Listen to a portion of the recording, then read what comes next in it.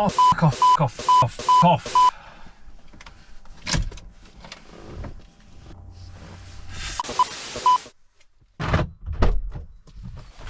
I'm about to save you a world of pain. I took this steering wheel off, I'm going to get straight into it, and I made two big mistakes, and I really don't want anybody else to make the same mistakes.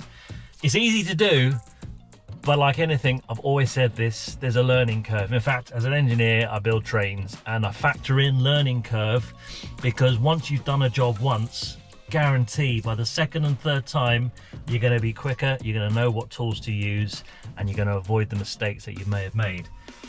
So what I did, I went to pull the steering wheel off, and as I pulled it, it just suddenly went on me, and I pulled out all of the ribbon for all of the buttons, and it took me ages to put it back together again. It really did.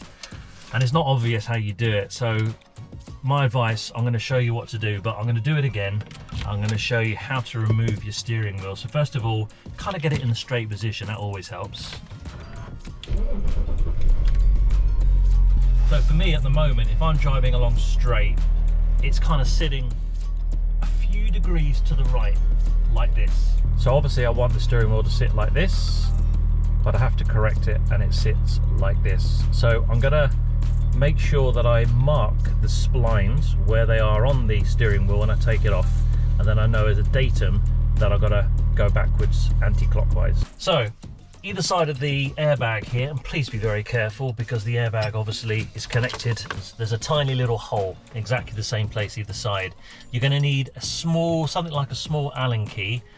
This one is around about 3 mil, maybe 2.5, and you need it to be at least about 100 mil long, or what is it, about 4 inches. And you'll be able to push it into that small hole. Try and keep it nice and straight, because you're trying to push a little spring inside. You don't need to use the Allen key as a tool, you're just using it to push this spring, and I'll show you exactly what's going on in a second when I remove this. So here's the hole there. As I say, just push it in, keep it nice and straight, and as you push it, have a look and you'll see that the front will pop up. There's the spring there. And as I've pushed it, the side of this now has come off. There, that's all you need to do. You can see that there's a little gap there. Right, now pull your Allen key out and do the same on the other side. So as I push it in this side, watch the right hand side, watch there. See that? It's so easy to do, and that's it. Now just be very careful, because in here you've got connections for your airbag, your buttons and all that stuff, and I'm going to show you what I did by mistake in a minute. Now, if you have a look here, this is what's going on. You push, and as you can see just in there, it causes that little catch inside to push in, which then locks into this little dome here. It clicks on the other side of that. And that's all you're doing, you're just pushing it in. There's nothing more complicated, you don't need to twist it, but you've got to keep it nice and straight, push it all the way through. Obviously the same on this side as well. I've heard people say that it's very difficult to do this. For me it was a piece of cake, but as I said, there is a bit of a learning curve. Keep it nice and straight when you do it. Right, so now that that's off, with the steering wheel, you've got a central nut there obviously, and you can leave all of that connected. The reason I'm taking the steering wheel off is because I changed the steering angle sensor recently. When I put the spline back onto the steering column, I must have just moved it slightly. So instead of stripping it all down underneath, which is a right pain in the butt, I'm literally going to move the steering wheel a fraction to the left, but I'm going to mark it so I know where I was. Okay, so it's a 16 mil socket. It's a good idea, I found when I did this before, just sort of wedge your knees to stop it from moving on you. You could put it against a steering lock, but you don't want to damage the steering lock either, so just give it a bit of force. Oh, there you go. Right, so that's it undone. It's a fair bit of torque on that. Now as I take this off, you'll see the spline I'm talking about. Okay. So if you look carefully there, you'll see that there's a spline. I'm going to mark it with my pen. So I'm just going to give it a little mark, then I know where I am.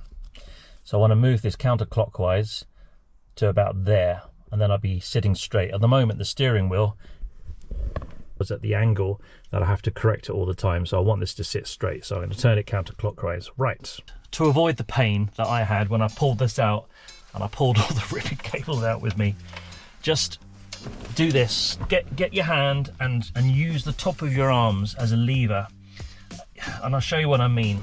I'm sitting on a hill, it's a bit awkward, but just take your time, maybe use your knee. If you go to pull it, you're going to make the mistake potentially that I did, so just take your time and just give it a little move and you'll see it'll start to come with you. There it comes.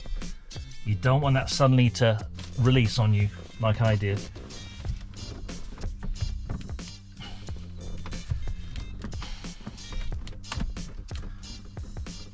It's coming. Take your time. Use your knee, use your arm, bit of leverage.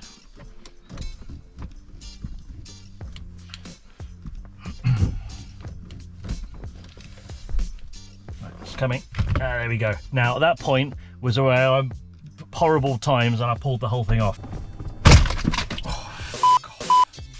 So importantly, I know that mark is there. There's my datum, and I'm going to rotate it to when I want the wheel to be straight, which I believe is there.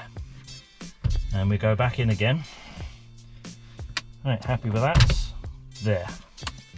That looks a bit better. So if you have a look here, you'll see there's the previous mark, and I've moved it a fraction to the left.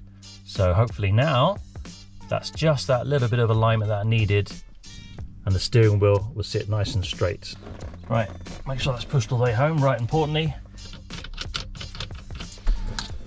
tighten that back up.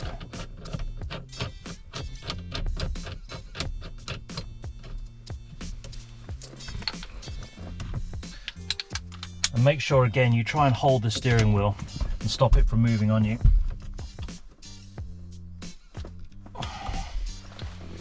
Okay, handy little tip. This cable here with the blue, yellow and grey, just make sure it's sort of in this position here. I had it here once before and it prevented me pushing the center part back on again, so it was fouling.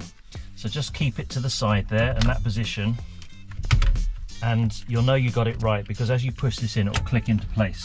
So if you have a listen, there.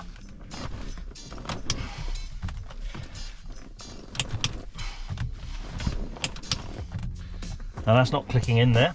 I believe that cable is stuck, so